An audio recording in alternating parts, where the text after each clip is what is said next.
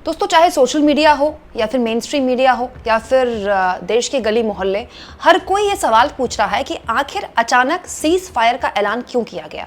जब भारत ने पाकिस्तान का गला दबा ही दिया था, जब भारत ने पाकिस्तान के घर में घुसकर 9 आतंकी ठिकानों को खत्म कर ही दिया था, उसको मिलिट्री लेवल पर बड़े स्तर पर घाव दे दिए थे, ऐसे घाव जिसको सहलाते सहलाते पाकिस्तान की आर्मी को भी लंबा वक्त लगेगा, तो फिर अचानक सीज फायर का ऐलान क्यों किया गया? क्या यह सब किसी भी तरह के दबाव में किया गया? और अब जो ट्रंप लगातार बयानबाजी कर रहे हैं, मीडिएटर बनने की बात कर रहे हैं, कश्मीर का मुद्दा उन्होंने उठा दिया है, इसको लेकर सरकार की काफी आलोचना हो रही है। और दोस्तों, ये जो आलोचना है ये आम लोग नहीं कर रहे हैं, देश के 2 पूर्व सेना प्रमुख कर रहे हैं। और बिना लाग लपेट में उनकी खबर आपके सामने रखती हूँ। दोस्तों, देश के पूर्व सेना प्रमुख हैं जनरल वीपी मलिक और देश के पूर्व सेना प्रमुख हैं मनोज नरवणे। दोनों के बयान आज के अखबार में छपे हैं और दोनों के बयान में आपके सामने पढ़ती हूँ बिना लाग लपेट। देश के पूर्व सेना प्रमुख जनरल वीपी मलिक ने सोशल मीडिया पर लिखा, 22 अप्रैल को पहलगाम में हुए भयावह पाकिस्तानी आतंकी हमले के बाद भारत ने सैन्य और असैन्य कार्रवाइयां की, लेकिन इनसे कोई राजनीतिक या रणनीतिक लाभ मिला भी या नहीं, ये सवाल हमने भविष्य के इतिहास पर छोड़ दिया है।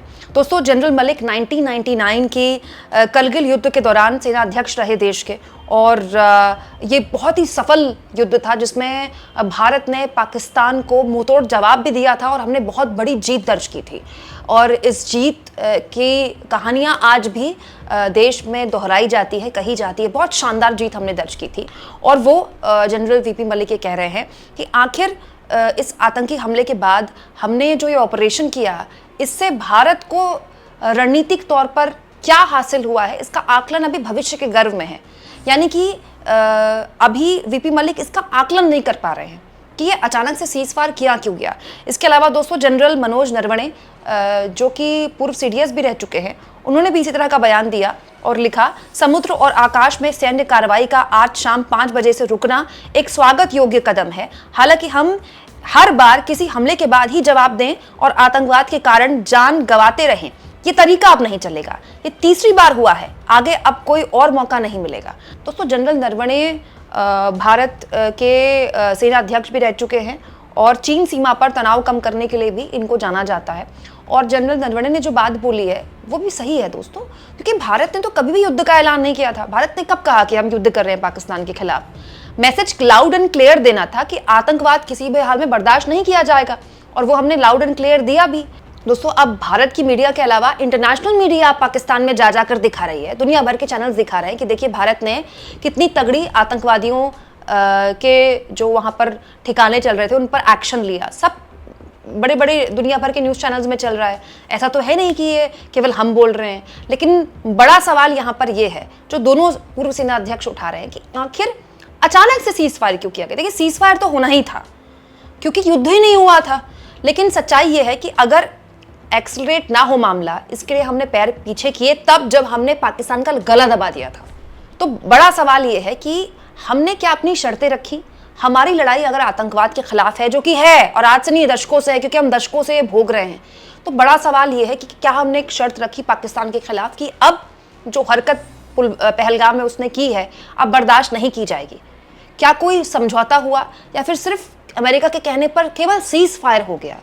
ये बहुत इंपॉर्टेंट मसला है दोस्तों, जिस पर बात होनी चाहिए, क्योंकि ये एक ऐसा माहौल था जिसमें पूरा देश सरकार के साथ था, चाहे विपक्ष हो, चाहे पक्ष हो, चाहे आम जनता हो, चाहे वो किसी भी विचारधारा के लोग हों, चाहे हमारे जैसे पत्रकार हो, क्योंकि हमें पूरा भरोसा था कि सरकार जो भी फैसला लेगी वो देश के हित में लेगी। और मैं मानती हूँ कि लिया भी है दोस्तों। युद्ध कोई हल नहीं है, हमने तो युद्ध लड़े हैं ना पाकिस्तान से, तो आतंकवाद रुक गया क्या?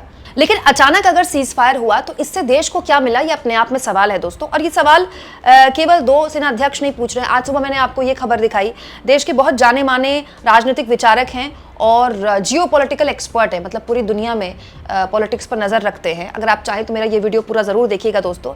ब्रह्म चेलानी ने भी एग्जैक्टली कुछ ऐसी ही बातें बोली हैं और बकायदा उन्होंने 1948, 1954, 1960, 1966, 1972, 2021, 2025 सबका जिक्र किया और बताया कि कैसे भारत बार बार पाकिस्तान के खिलाफ जब भी आमने सामने होता है तो भारत का अपर हैंड होता है।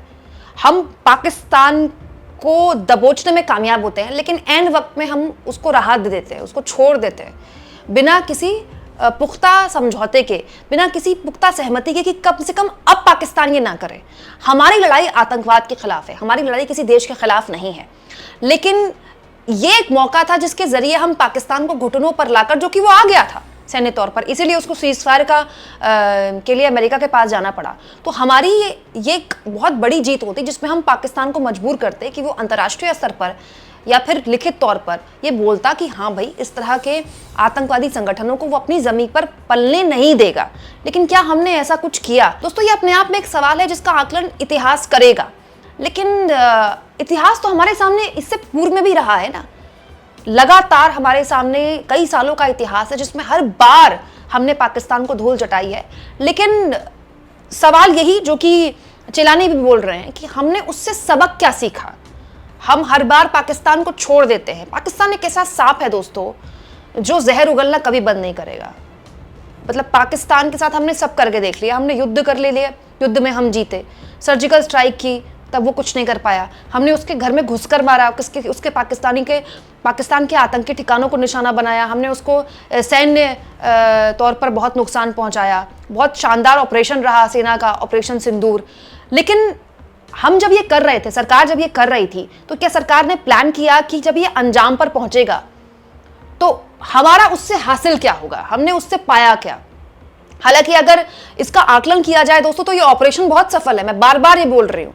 बहुत से लोगों में सवाल हो सकता है कि सीज फायर क्यों किया अचानक। हाँ, ये बात सही है कि सीज फायर अचानक से करना ये अपने आप में एक सवाल है। क्या सीज फायर अमेरिका के दबाव में किया गया? इसका जवाब तो भारत सरकार देगी। लेकिन ये कहना कि जो किया गया बिल्कुल बेकार है, मैं नहीं मानती इसको।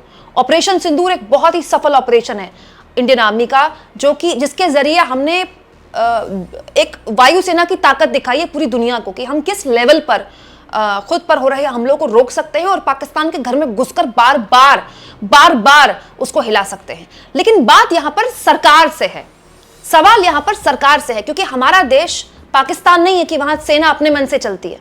हमारा देश दोस्तों एक लोकतांत्रिक देश है जिसमें जो राजनीतिक नेतृत्व है, जो सरकार है, सरकार का जो मुखिया है दोस्तों, वो राजनीतिक नेतृत्व बताता है कि ये हमारा एजेंडा है, ये हमें करना है।